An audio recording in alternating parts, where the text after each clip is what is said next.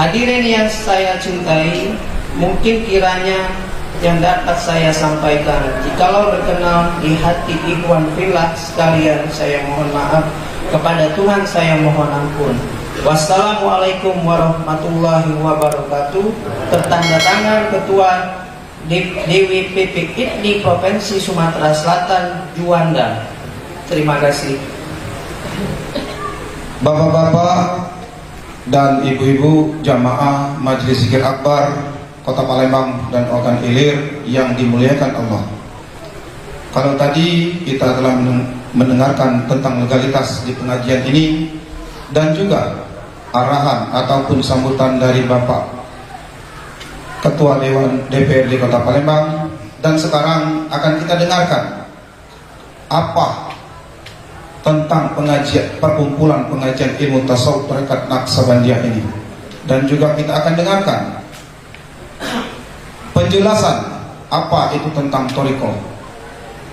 Jadi untuk ini akan kita dengarkan arahan dan bimbingan dari guru mursyid kita yang akan disampaikan langsung oleh Koordinator Dewan Guru Mursyid se-Sumatera Selatan, yang akan disampaikan oleh Al-Mukarram Syekh Muda Muhammad Rajali Al-Muttaqin.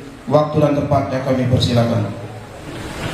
Rabbukallahumma izil kirami farhusil wahi ilal kirami summa habibil mustafa denani illahi anta maksuda waridu kamadluba. Assalamualaikum warahmatullahi wabarakatuh. Yang pertama-tama kita panjatkan puji dan rasa syukur kita kepada Allah, karena pada malam ini atas segala gerak kehendak perbuatan perintah dan ridha Allah, kita semua dapat berkumpul di tempat yang mulia ini, itu Masjid Al-Furqan ya, Al-Ghubur. Kita semua masih diberikan kesehatan baik jasmani maupun rohani, kita masih diberikan kekuatan iman, Islam, tauhid, ma'rifat kita kepada Allah. Seiring itu juga kita kirim salawat dan salam kepada junjungan besar Nabi Muhammad sallallahu alaihi wasallam, karena berkat beliau dan para sahabatnya lah kita dari zaman jahiliyah masuk dalam zaman terang benderang ini. Yang saya hormati,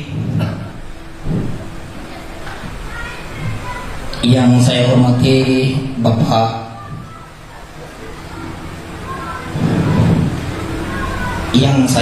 yaitu Bapak Ketua DPRD Kota Palembang, yaitu beliau Bapak Zainal Abidin Sarjana Hukum.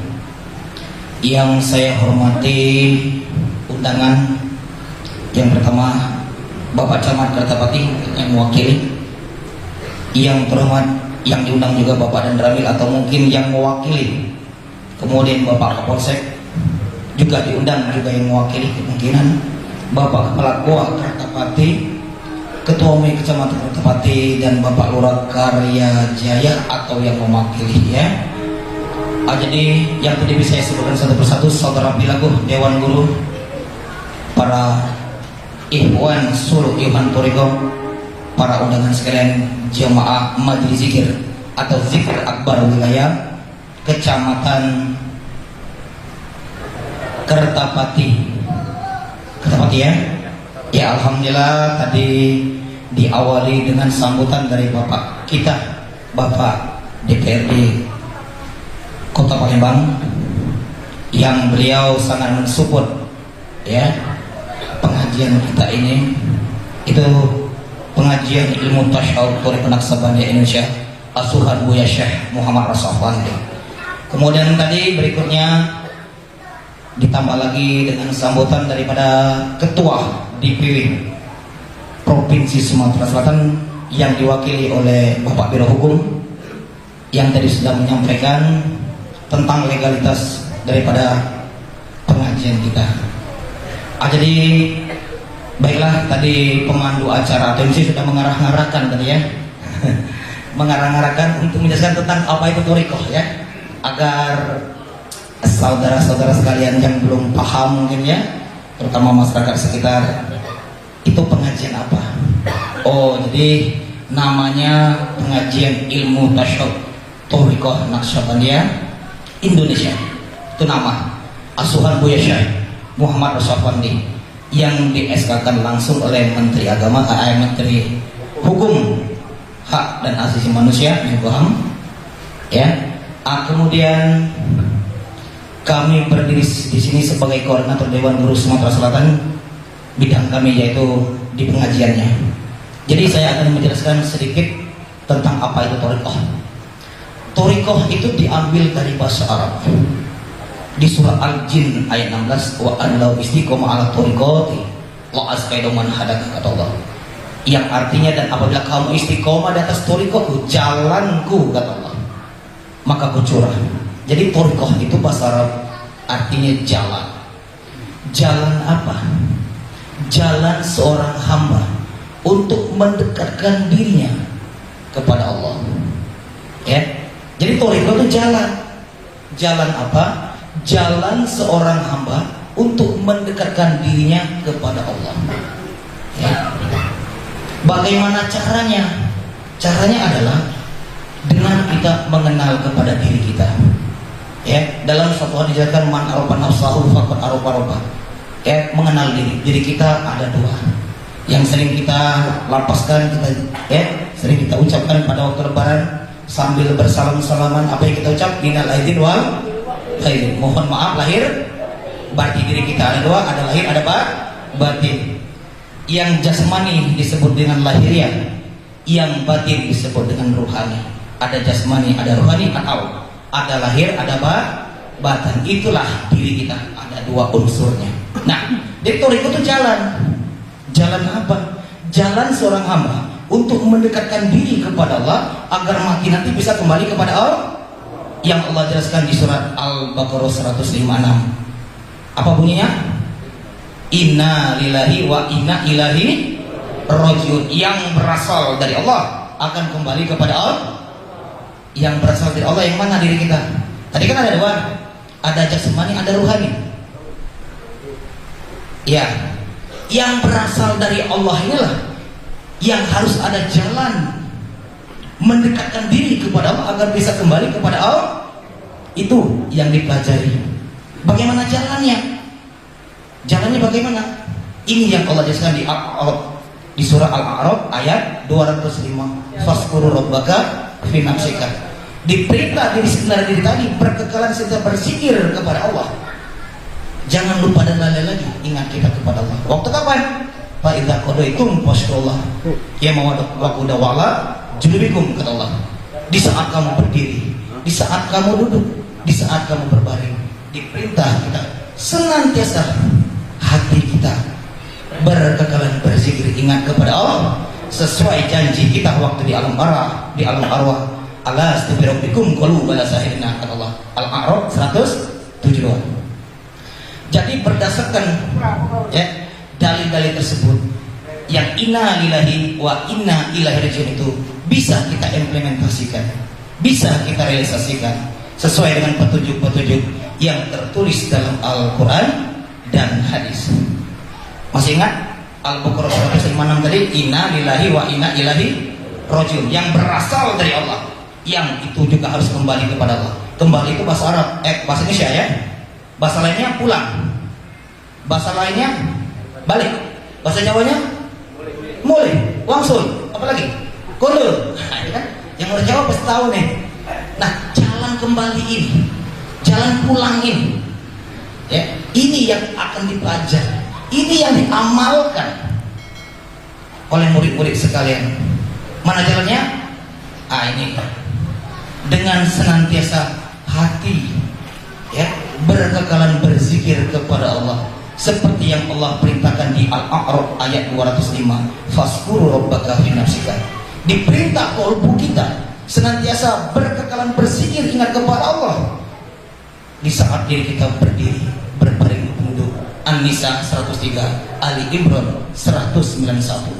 Pada saat kita berdiri, pada saat kita duduk, pada saat kita berbaring, hati kita senantiasa berkekal berzikir, ingat kepada Allah.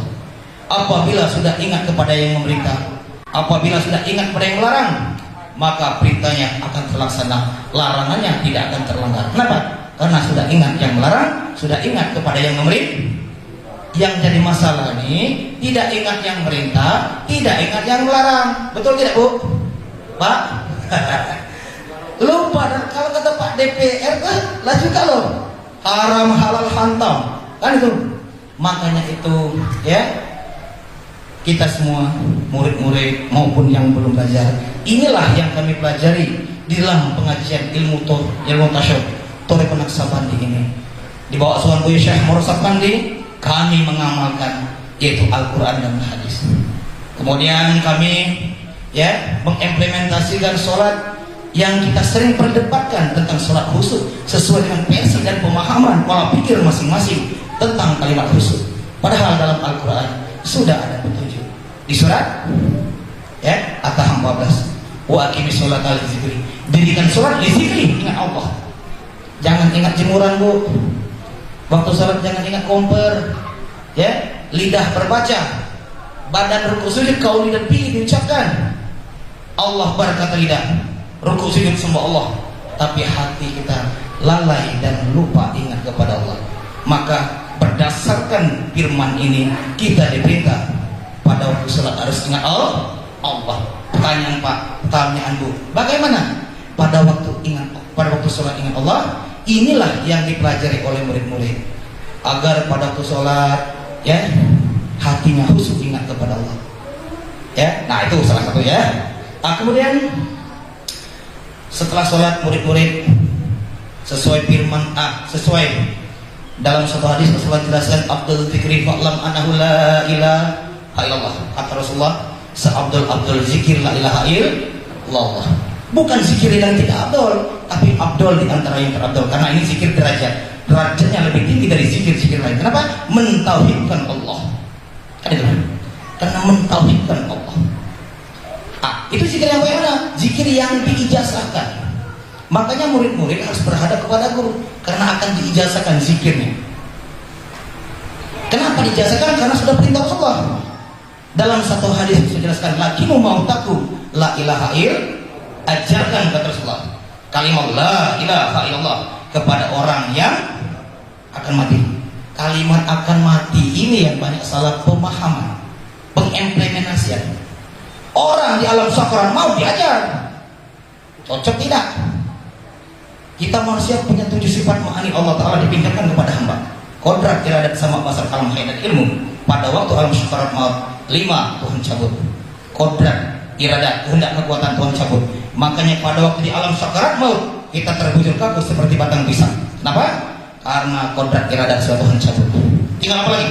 Kalam Tuhan cabut, lidah laku. Basar penglihatan, dibuka mata tinggal putih mendelik. Telinga peka. Kita ajarkan kalimat la ilaha tidak cocok lagi karena orang sudah di alam sakarat maut. Bagi hadis tadi lakinu mau takun la ilaha illallah, ajarkan kalimat la ilaha illallah kepada orang yang akan, mana yang akan mati? Kullu nafsun za'iqatul maut, yang bernyawa akan mati. Kita yang masih segar bugar ini, yang masih sehat ini semuanya akan mati. Kata Nabi ajarkan, maka kita pelajari.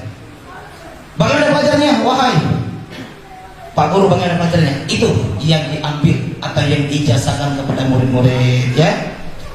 Cara berzikirnya begini ya, kemudian setelah berzikir kemudian mendoakan ibu bapak ya, keluarga kita dan lain-lain. Itu ada dalam amalan.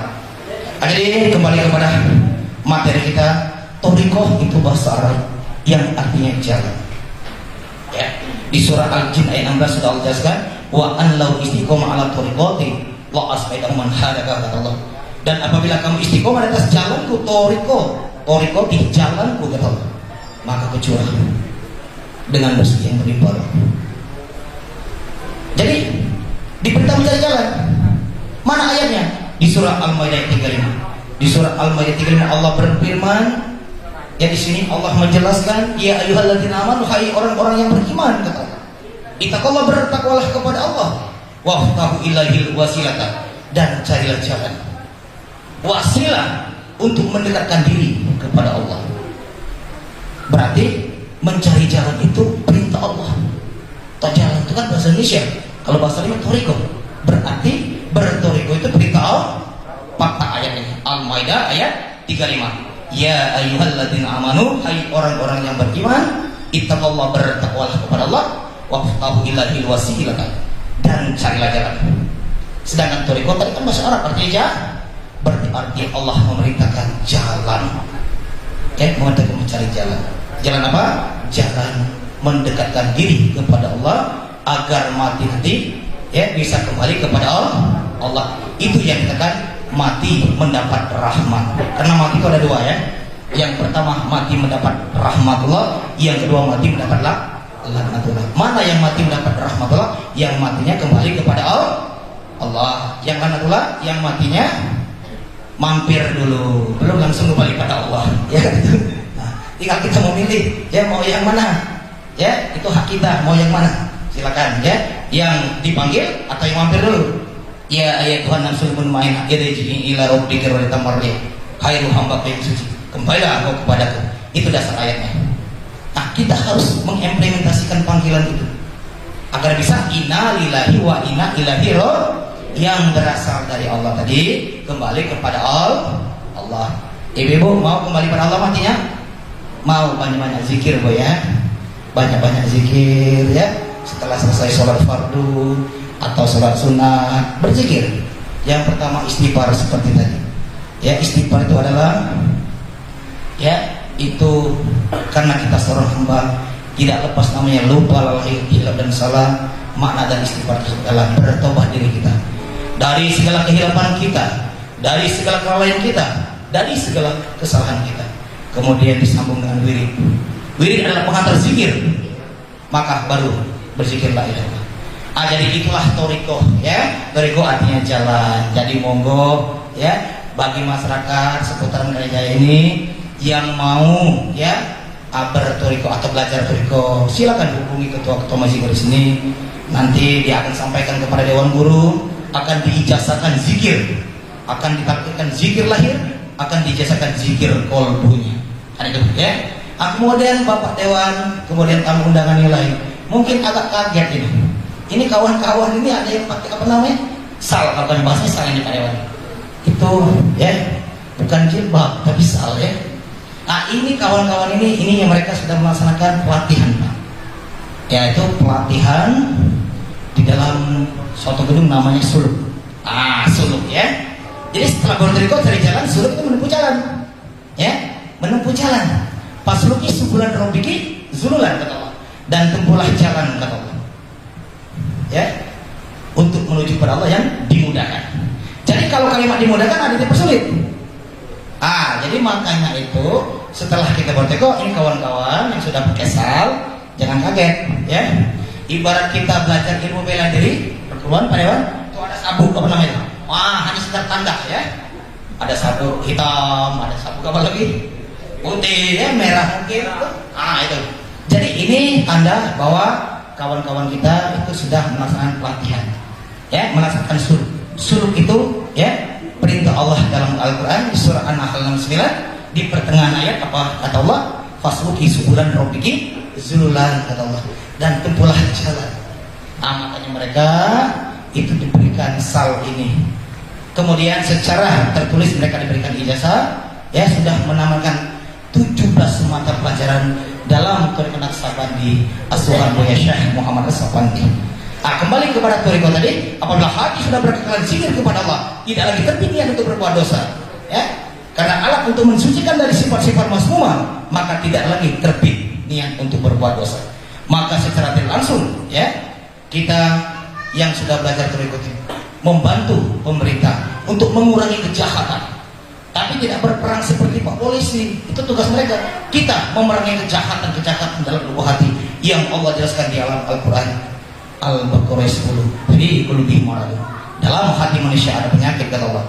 Penyakit hati ini sangat berbahaya, seperti iri, dengki, hasad, hasud, riak, takabur, ujub dan semua serakah, tamak, kikir, bakhil dan segala macam tadi. Apabila penyakit tidak kita bersih dalam diri kita, maka keangkaran murka terjadi di muka bumi ini. Makanya itu murid-murid dibimbing, dituntun hukum agar senantiasa bertekan berzikir kepada Allah untuk mensucikan dari sifat hawa, nafsu, dunia, syaitan, iri, dengki, hasad, hasud, riya, takabur, ujub dan sum'ah. Semua sifat-sifat itu yang akan merusak tatanan kehidupan di muka bumi ini. Karena tekanan iri, karena tekanan dengki, karena tekanan serakah, maka manusia berbuat dosa di muka bumi ini. Maka dari itu murid-murid dibimbing, dituntun ya untuk mensucikan dirinya dari segala sifat-sifat masmumah dalam dirinya.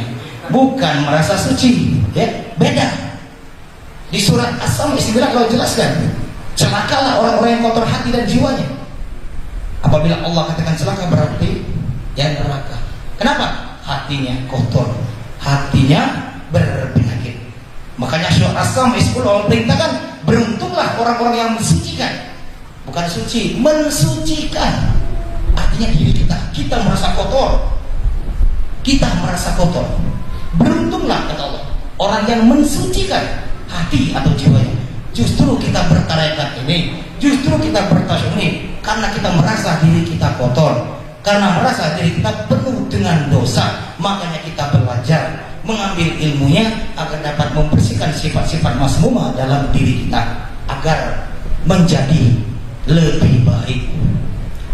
Jadi kira-kira Pak Dewan yang lain tamu undangan, itulah sekelumit penjelasan tentang thariqah. Kalau umpama mau lebih dalam lagi, lebih jelas lagi, lain tempatnya. Dia silakan Pak Dewan yang lain ya. Umpama mau lebih jelas lagi, nanti hubungi kita sama zikir sini, itu nanti akan lebih panjang lagi dijelaskan ya. Ya, akan lebih detail lagi ya dijelaskan. Mungkin itu saja yang dapat saya sampaikan. Saya manusia biasa ya, apabila ada kata-kata yang menyinggung perasaan ibu-ibu, bapak sekalian, murid-murid, saya mohon maaf. Kepada para sesila saya mohon maaf, kepada Allah saya mohon ampun. Saya akhiri. Assalamualaikum warahmatullahi wabarakatuh. Dari Dewan Guru Mursik yang telah disampaikan oleh Koordinator Dewan Guru Provinsi Sumatera Selatan Al-Mukarram Syekh Muda Muhammad Rozali Al-Mutaqin yang bergaris silsilah ke-39 dari Rasulullah SAW. Bapak-bapak dan ibu-ibu, para jemaah sekalian, dengan telah didengarkan arahan dan bimbingan surah dari guru tadi, maka berakhir sudah rangkaian acara kita pada kesempatan kali ini dalam rangka zikir akbar, pengajian ilmu tasawuf Tarekat Naqsabandiyah Indonesia, asuhan Buya Syekh Muhammad Rashid Sabandi.